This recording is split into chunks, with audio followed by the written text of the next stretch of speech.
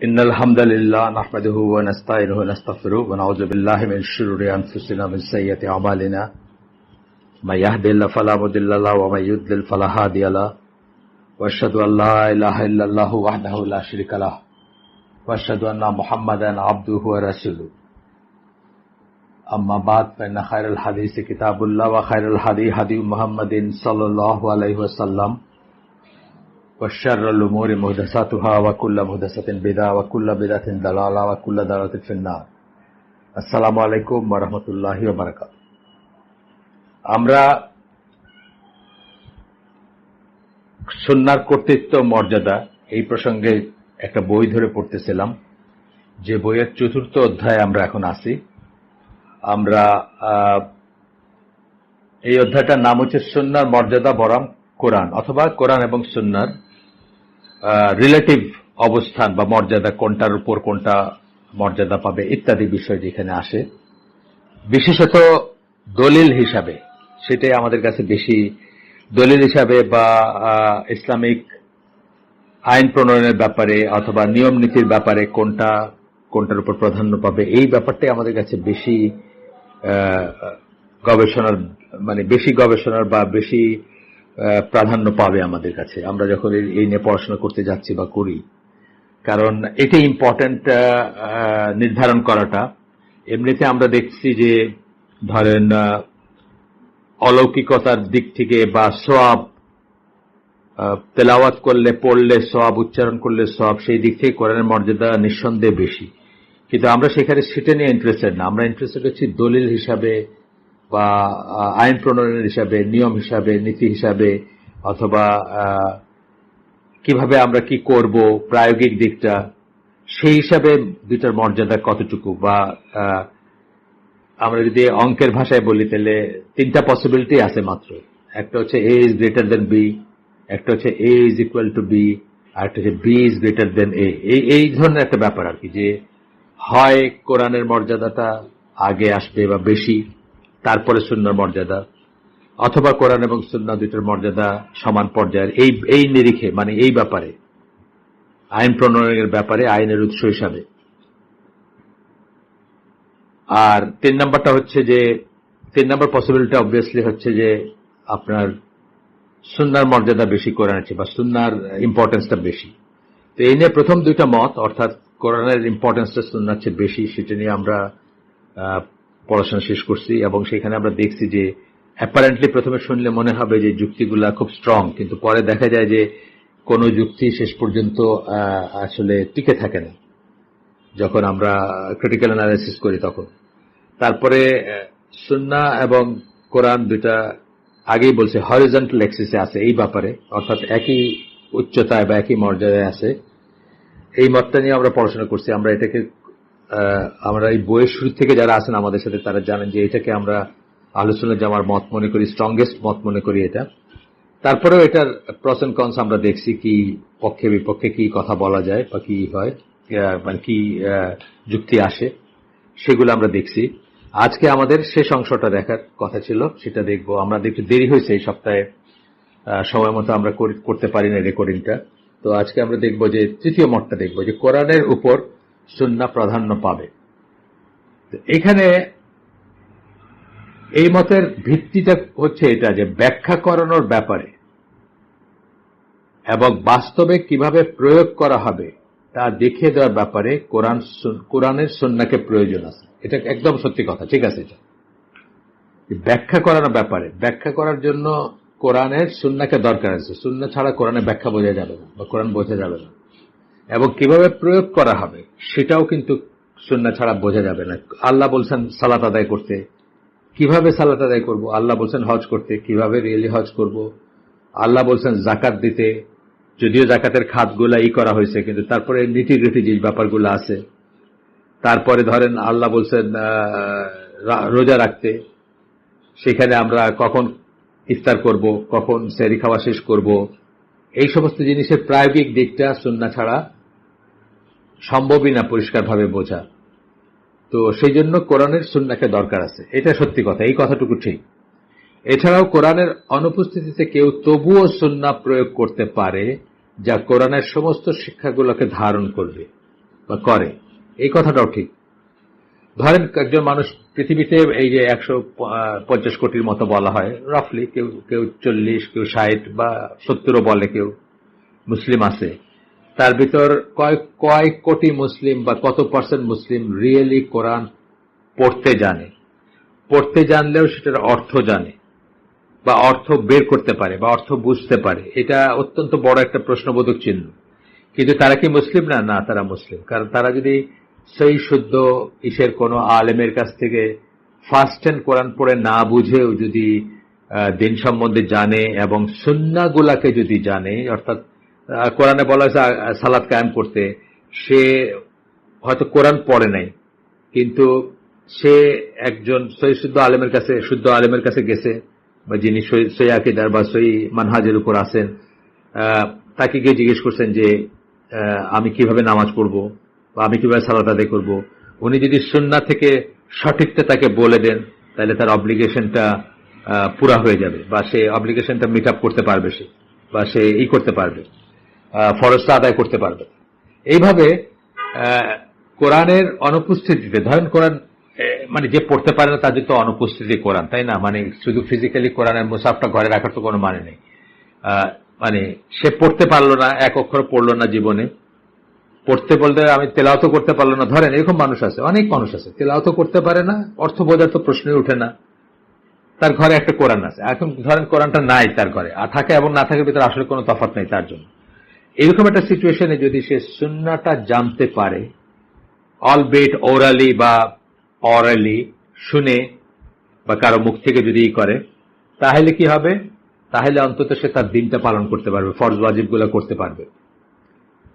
এছাড়া কোরআনের অনুপস্থিতিতে কেউ তবুও সুন্নাহর প্রয়োগ করতে পারে, যা কোরআনের সমস্ত শিক্ষাগুলোকে ধারণ করে। যদি সুন্নাহ সঠিক সুন্নাহর কাছে বা পরিপূর্ণ সুন্নাহ সে জানতে পারে, তাহলে কোরআন যে সমস্ত যা বলছে তার সবকিছুই সুন্নাতে ধারণকৃত অবস্থায় আছে। কারণ আল্লাহ রাসূল সাল্লাল্লাহু আলাইহি সাল্লামকে ওয়াকিং কোরআন বলা হয়েছে, মানে উনি কোরআনের ফিজিক্যাল বাস্তবায়ন বা ফিজিক্যাল ফর্ম, তার চরিত্র হচ্ছে, বা তাকে ওয়াকিং কোরআন বলা হয়েছে বা লিভিং কোরআন বলা হয়েছে।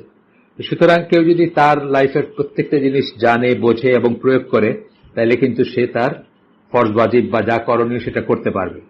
ইমাম আউজাই বলেন, সুন্নাহর কিতাবখানির যতটুকু প্রয়োজন রয়েছে, অর্থাৎ সুন্নাহর কোরআনকে যতটুকু প্রয়োজন রয়েছে, তার চেয়ে কিতাবখানির সুন্নাহর প্রয়োজন বেশি, তার চেয়ে কিতাবখানি অর্থাৎ কোরআনের সুন্নাহকে বেশি প্রয়োজন। এই জন্য যে ধরেন সব সুন্নাহ হারায় গেল পৃথিবীর থেকে, শুধু কোরআন আছে, আপনি দিন পালন করতে পারবেন না। নো সুন্নাহ নো দিন, এটা একটা ইকুয়েশন, আগেই বলছি আমরা, বারবার বলছি, আবার বলতেছি। কিন্তু ধরেন কোরআন হারায় গেছে এবং পুঙ্খানুপুঙ্খ রূপে আল্লাহ রসুলের সমস্ত আমলগুলা, সমস্ত ডুজ অ্যান্ড ডো নটস এবং যা উনি প্রিচ করে গেছেন সবকিছু ধারণকৃত আছে, ধরেন থিওরিটিক্যালি বলতেছি। তাহলে কি? তাহলে আপনি এই কথাটাই আমরা আগে বললাম, এটাই আবার উনি বলতেছেন আরেকভাবে, যে সুন্নাহ কিতাবের কোরআনের যতটুকু দরকার আছে তার চেয়ে কোরআনের সুন্নাহকে বেশি দরকার। আর সুন্নাহ হারায় গেলে কোরআন বাস্তবায়ন করতে পারবেন না, কারণ কোরআন হারায় গেলে আপনি সুন্নাহ বাস্তবায়ন করতে পারবেন এবং প্রকারান্তরে কোরআনই বাস্তবায়িত হবে। এই কথাটা বলতেছেন। এরপরে ইয়াহিয়া ইবনে কাসির এরকম কথা বলেন, এটা একটা উদ্ধৃতি একটা বই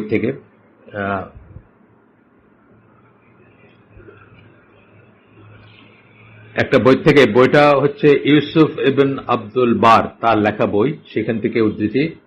এখানে ইয়াহিয়া ইবনে কাসির বলেন, সুন্নাহ কোরআনকে নিরীক্ষণ করে, ব্র্যাকেটে বলছেন পরীক্ষা নিরীক্ষা করে। সুন্নাহ কোরআনকে নিরীক্ষণ করে, পরীক্ষা নিরীক্ষা করে, কিন্তু কোরআন সুন্নাহর নিরীক্ষণ করে না। মিনিং, সুন্নাহর কথায়, সুন্নাহর উপর ভিত্তি করে কোরআনের কোন আয়াতটার কি মিনিং, কিভাবে প্রয়োগ হবে, অথবা ইত্যাদি ইত্যাদি জিনিসগুলো আমরা পাই, কিন্তু কোরআন সেভাবে একটা সুন্নাহকে নিয়ে নিরীক্ষণ করে না বা বলে না আমাদেরকে এটা ঠিক ওইটা ঠিক, এটা নেওয়া যাবে ওইটা নেওয়া যাবে না, এই ধরনের কোনো ব্যাপার নাই। অফকোর্স আমরা সহিহ সুন্নাহর ব্যাপারে নিরীক্ষণ করি, সেটা পরবর্তীতে আমরা করি, কিন্তু যখন দুইটাই ইভলভ করতেছে, কোরআনের ওয়াহিগুলা যখন আসতেছে এবং সুন্নাহ ইভলভ করতেছে যখন, অর্থাৎ পরিপূর্ণ রূপ পাচ্ছে দিন আল্লাহ রসুলের মাধ্যমে, তখন কিন্তু আল্লাহ রসুল কোরআনের ডিফারেন্ট ডিফারেন্ট আয়াতকে বা একটা আয়াতের ডিফারেন্ট মিনিংকে বা এই আয়াতের এই মিনিং, একই শব্দের এইখানে এই মিনিং ওইখানে এই মিনিং, এই সমস্ত পরীক্ষা নিরীক্ষা বা এই সমস্ত জিনিস এক্সপ্লেন করে দিয়েছেন সাহাবীদেরকে, বোঝায় দিয়েছেন। কিন্তু একইভাবে কোরআন তো আর সুন্নাহকে নিরীক্ষণ করে না। যদিও সুন্নাহ এবং কোরআন একটা এগেইনস্ট একটাকে দাঁড় করা যাবে না, আমরা আগেই দেখছি, কিন্তু তারপরেও যে এই যে কাজটা, গবেষণামূলক কাজটা, এটা তো আর কোরআন সুন্নাহকে নিরীক্ষণ করে না, কথা ঠিক। অপর কথা বলতে গেলে সুন্নাহ দেখিয়ে দেয় যে কোরআন কিভাবে প্রয়োগ করতে হবে, যেটা আমি বললাম। সুন্নাহ যদি দেখিয়ে দেয় যে কোনো একটি নির্দিষ্ট আয়াত কোনো নির্দিষ্ট ইস্যুতে প্রযোজ্য নয়, সুন্নাহ বললো যে এটা এখানে প্রযোজ্য না, এটার মিনিং এখানে এটা না, এরকম আমরা পাইছি না। যে একটা উদাহরণ দিছি আমি, যে নেশাগ্রস্ত অবস্থায় সালাতে দাঁড়ায় না, রাফলি আমি সারমর্মটা বললাম। এটা থেকে একজন সাহাবী মনে করছেন সালাতে দাঁড়ানোর আগে নেশা করা যাবে না, অন্য সময় করা যাবে। তো এই যে রাসূল সাল্লাল্লাহু আলাইহি ওয়াসাল্লাম বোঝায় দিলেন যে না, তুমি যে বলতেছো অন্য সময় করা যাবে, এই আয়াতের এই মিনিং না, এটা এখানে প্রযোজ্য না। এটা যদিও মনে হবে যে শুধু সালাতের সময় নেশাগ্রস্ত হতে নিষেধ করা হচ্ছে, কিন্তু তুমি যা ভাবতেছো সেটা না, এটা সর্ব অবস্থায় নিষিদ্ধ। এই ব্যাপারগুলো আমি বলতেছি, উদাহরণ জাস্ট। তো তবে সুন্নাহর এই নির্দেশনায় ওই আয়াতের আপাত অর্থের উপর প্রাধান্য লাভ করে। যেমন সাদা সুতা থেকে কালো সুতাকে যতক্ষণ আলাদা করা যাবে তখন খাওয়া বন্ধ করতে হবে, সেহরির সময় শেষ। এখন সুতা নিয়ে যে সাহাবী ঘুমাইছেন, আল্লাহ রাসূল তাকে এক্সপ্লেন করে দিয়েছেন যে না, এটা সুতার কথাটা উচ্চারণ করলেও সুতার বেলা এটা প্রযোজ্য না, সুতা দিয়ে এটা করতে হবে না, এটার ওই হরাইজনে দেখতে হবে যে কখন একটা সাদা স্ট্রিক দেখা যাচ্ছে। তো এমনকি ওই আয়াতটির বাহ্যিক অর্থ সংশ্লিষ্টতা প্রমাণ যদি করেও তাহলে না, অর্থাৎ বাহ্যিক অর্থটা কি বলে, যে দুটো সুতার ভিতরে তফাৎ যদি বুঝি আমি, তখন আর অন্ধকার রাত্রে দুটো সুতার ভিতরে যদি তফাৎ বুঝি তাহলে আমরা সেহরি খাওয়া বন্ধ করবো, বাহ্যিক অর্থ এটাই বোঝা যায়। কিন্তু আল্লাহ রাসূল বললেন যে না, এটা সুতার বেলায় সুতার উপর এটা প্রয়োগ করা যাবে না, বা সুতা দিয়ে এটা নির্ধারণ করার ব্যাপার না। যদিও সুতা বলা হয়েছে, এটা জাস্ট একটা বোঝানোর জন্য বলা হয়েছে, আসলে হলো হরাইজনে, কালো হরাইজনে যখন সাদা স্ট্রিক দেখা যাবে সেটা বোঝানো হয়েছে। তাহলে যাই হোক, এটা থেকে কার্যত এটাই প্রতীয়মান হয় যে সুন্নাহ কোরআনের উপর প্রাধান্য বিস্তার করে। মনে হইতে পারে, আমরা দেখবো যে না, তাও না, কিন্তু অ্যাপারেন্টলি মনে হচ্ছে আমাদের যে সুন্নাহই তাহলে মেইন, বা সুন্নাহই প্রাধান্য বিস্তার করে। এই মতের সপক্ষে আরো একটা যুক্তি, খুব বড় যুক্তি কিন্তু এটা, সেটা কি, যে আল্লাহ রাসূল যদি বলছেন কোন একটা জিনিসকে বা কোন একটা আয়াতকে, কোন একটা শব্দ সম্বারকে যে এটা কোরআনের অংশ, তবে সেটাকে কোরআনের অংশ বলে গণ্য করা হয়।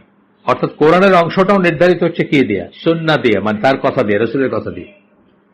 যদি বলে থাকেন আল্লাহ বলেছেন যে, যেমনটা হাদিস কুদসিতে দেখতে পাওয়া যায়, অথচ তিনি কখনো বলেননি যে সেটা কোরআনের অংশ, এভাবে অনেক কথা বলছেন আল্লাহ রাসূল, আল্লাহ বলেন এটা, কিন্তু বলছেন যে কখনো বলেন নাই যে এটা কোরআনের অংশ, তবে সেটা কোরআনের অংশ বলে গণ্য করা হয় না, আমরা সেটাকে হাদিস কুদসি বলি। এভাবে যখন বিবেচনা করা হয়, তখন এটা স্পষ্ট হয়ে ওঠে যে সুন্নাহ অর্থাৎ নবীর বক্তব্যই হচ্ছে কোরআন কি তা বিচার করার ভিত্তি। ইট ইজ ট্রু, কিন্তু এটা সত্যি কথা। কিন্তু তা সত্ত্বেও আমরা দেখব যে সুন্নাহর মর্যাদা কোরআনের চেয়ে বেশি, এটা বলা যাবে না। আসতেছি আমরা কেন বলা যাবে না, বা কেনই এটার। সুতরাং সুন্নাহ অগ্রাধিকার বা প্রাধান্য পাবে, এটা মনে হতে পারে, বা এটা মনে হওয়াটাই স্বাভাবিক। এই তৃতীয় মতটার কথা বলতেছে, যে প্রথমটার চেয়ে বেশি যুক্তি প্রমাণ আছে এটার পক্ষে, তৃতীয় মতের পক্ষে। প্রথম মতটা কি ছিল, যে কোরআন প্রাধান্য পাবে, দেন সুন্নাহ, আগে কোরআন তারপরে সুন্নাহ। এটা যেটা আমরা প্রচলিতভাবে বলে থাকি, যে কোনো একটা কিছু যদি কোরআনে থাকে আমরা প্রথমে কোরআনে দেখবো, না পাইলে তারপরে সুন্নাহ দেখবো। অথবা আমরা বলি যা কোরআন থেকে আসছে সেটা হচ্ছে ফরজ, কোরআনের যে অর্ডার, সুন্নাহর যে অর্ডার সেটা সেটা রিকমেন্ডেড, কিন্তু সেটা না করলেও চলবে। এই যে সেন্সটা আসছে, এইটার পক্ষে যত যুক্তি আছে, আমরা দেখছি যে যুক্তিগুলো সব অসাড় হয়ে গেছে পরে। তার চেয়ে বেশি স্ট্রং যুক্তি হচ্ছে এইটার পক্ষে, যে সুন্নাহ প্রাধান্য পাবে কোরআনের উপর। আমরা যে এই মাত্র পড়লাম যেগুলো দেখলেন তো। কিন্তু বেশিরভাগ স্কলার এই ব্যাপারটাকে এই পর্যন্ত নিয়ে যেতে সংকোচ বোধ করবে। কেন সংকোচ বোধ করবে? কারণ একটা হচ্ছে ওয়াহি দুইটাই ওয়াহি, কিন্তু একটা হচ্ছে স্বয়ং আল্লাহর কথা।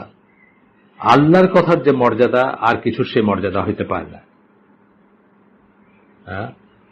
একদম ওয়ার্ড এবং আল্লাহর কথা, এইটাও আল্লাহর কথা, এটাও আল্লাহর ওয়াহি, দুইটাই ওয়াহি। কিন্তু একটা হচ্ছে আল্লাহর স্পিচ, সুন্নাহটা তো আল্লাহর স্পিচ না, ওয়াহি, কিন্তু দুইটাই ওয়াহি, কিন্তু সুন্নাহটা আল্লাহর স্পিচ না। সেই হিসাবে একটা আলাদা মর্যাদা হয়তো আছে কোরআনের। তার চেয়ে বড় কথা, কোরআন অলৌকিক, মিরাকেল আছে কোরআনের অনেক কিছু। সুন্নাহর ব্যাপারে মিরাকেল বলা হয় না, কোরআনকে মিরাকেল বলা হয়। কোরআনকে একটা অলৌকিক ব্যাপার বলা হয়, অলৌকিক একটা গ্রন্থ বলা হয়। আল কোরআন দ্য আলটিমেট মিরাকেল আমরা বলি না, কথায় কথায় বলি। এবং আরো একটা ব্যাপার আছে, যেটা হচ্ছে যে কোরআনের প্রতিটি অক্ষরের জন্য সওয়াব আছে।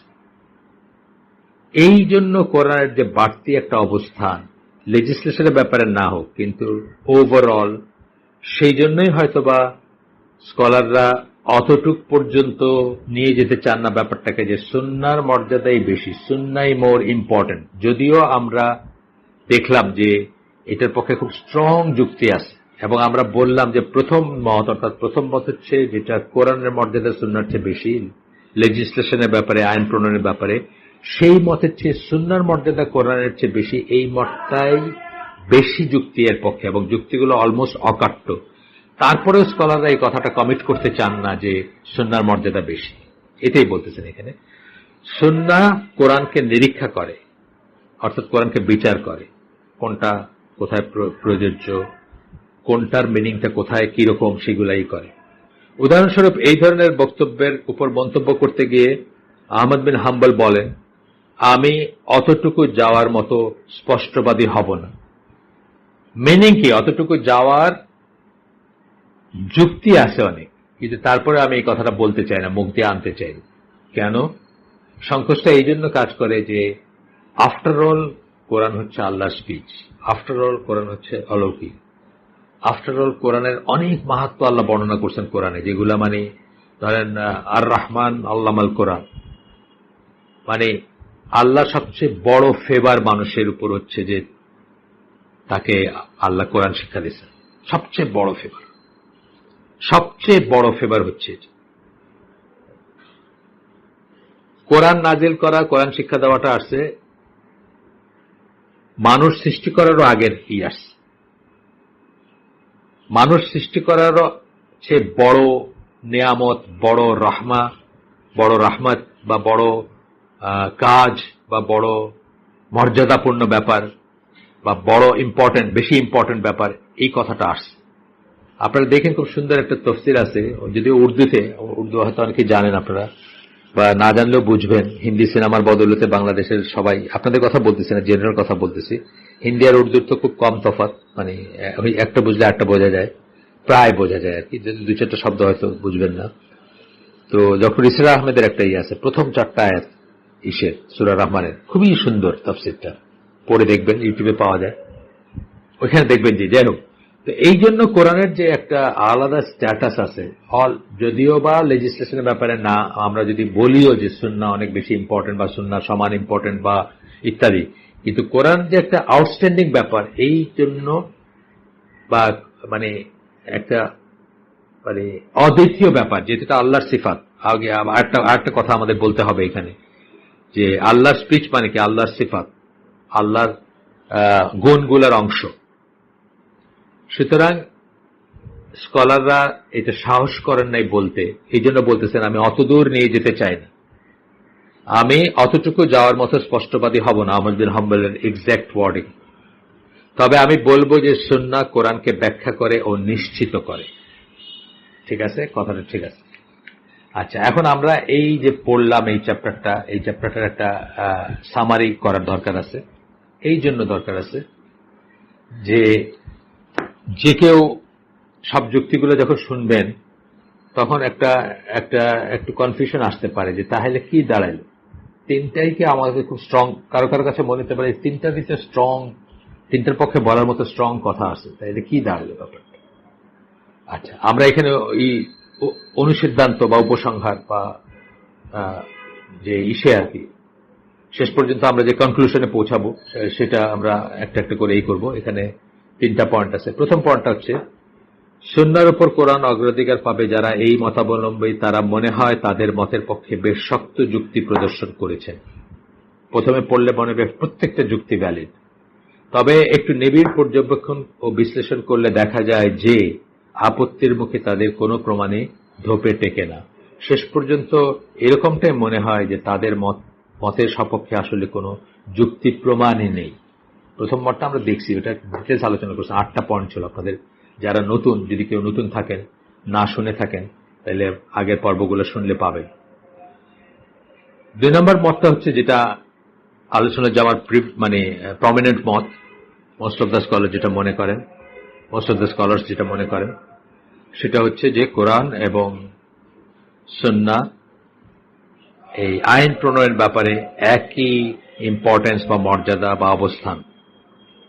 হ্যাঁ, দুইটার অবস্থান একই, তাদের একই মর্যাদা, একই ইম্পর্টেন্স বা একই অবস্থান, একই কর্তৃত্ব, একই অথরিটি ইত্যাদি। 2 নম্বর পয়েন্টটা হচ্ছে কোরআন এবং সুন্নাহকে একত্রে একীভূত এবং একক হিসাবে সমান অংশীদারির ভিত্তিতে গ্রহণ করতে হবে। অর্থাৎ দুইটাকে কমপ্লিমেন্টারি সাপ্লিমেন্টারি হিসেবে গ্রহণ করতে, সম্পূরক পরিপূরক বলি আমরা বাংলায়, এবং একটার এগেইনস্ট একটাকে দান না করা। যে কোনো জিনিসের উপর যখন আমরা একটা ডিসিশনে যাব, রুলিং ডিরাইভ করব, তখন দুইটাকে নিয়ে করব, সেটা অর না, অ্যান্ড। এই মতাবলম্বীদের যুক্তি প্রমাণই সবচেয়ে শক্তিশালী। আসলে এখানে মূল পয়েন্টটা হচ্ছে কোরআন এবং সুন্নাহ উভয় আল্লাহর কাছ থেকে আসা ওয়াহি। কোরআন এবং সুন্নাহ দুইটাই ওয়াহি, কিন্তু যদিও সুন্নাহর কথাগুলো আল্লাহর না, শব্দগুলো আল্লাহর না, সামারিটা আল্লাহর, এমন হাদিস কুদসি, কিন্তু ওয়ার্ডিং গুলো আল্লাহর। আর এই কারণেই তাদের কাছে আমরা নিজেদের সমর্পণ করি ও সেগুলো মেনে চলি। দুইটাই ওয়াহি দেখেই কিন্তু সুন্নাহর এই অবস্থান। সুন্নাহ ওয়াহি এই কথাটা যদি বাদ দিয়ে দেন, তাহলে কিন্তু এটার এই অবস্থান থাকে না, যেটা কোরআনটা বোঝাইতে চেষ্টা করে আপনাকে। এই দুই ধরনের ওয়াহির একটি অপরটির উপর অগ্রাধিকার পাবে, এই কথা যারা দাবি করবেন, যুক্তি প্রমাণের দায় দায়িত্ব তাদের উপর বর্তাবে। মানে ওয়াহি এ আর ওয়াহি বির ভিতরে একটার উপর একটা প্রাধান্য পাবে, এটা তাহলে প্রমাণ করতে হবে যারা এই করবে। আমরা সেটাকে ডিফারেন্সিয়েট করি না, ডিফারেন্সিয়েট করার কারণ আমরা দেখলাম না। যদিও কেউ কেউ এমনটা প্রমাণের চেষ্টা করেছেন, তা তো করছেন, আমরা দেখলাম তো শাতিবি তো ওই মতের, ইমাম শাতিবি ওই মতের ছিলেন বা আরো ছিলেন। কিন্তু আমরা উপরে যেমনটা দেখলাম যে তাদের যুক্তি প্রমাণগুলো ত্রুটিযুক্ত বলে প্রমাণিত হয়েছে। তৃতীয় এটা হচ্ছে, এটা সমানের পক্ষে গেল। থার্ড পয়েন্টটা হচ্ছে, তৃতীয় মতটা হচ্ছে সুন্নাহ কোরআনের উপর অগ্রাধিকার পাবে। কিসের ব্যাপারে পাবে? কিসব ব্যাপারে পাবে? লেজিসলেশনের ব্যাপারে, আইন প্রণয়নের ব্যাপারে। আমরা আগেই বলছি, এখানেও আবার এই মতকে সেই প্রবল সমালোচনার সম্মুখীন হতে হবে।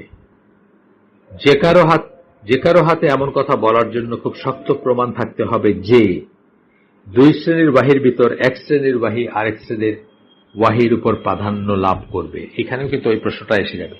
আমি যে বললাম সুন্নাহ প্রাধান্য পাবে, তাহলে কি আমি বলতেছি যে সুন্নাহ একটা ওয়াহি এবং কোরআন একটা ওয়াহি, এবং সুন্নাহ ওয়াহিটা কোরআন ওয়াহির উপরে প্রাধান্য পাবে? এটার জন্য এমন কথা প্রমাণ আছে বলে মনে হয় না, এবং তার যুক্তি প্রমাণ থাকতে হবে, যেটা লেখক বলতেছে যে নাই, এবং আমরাও দেখলাম নাই।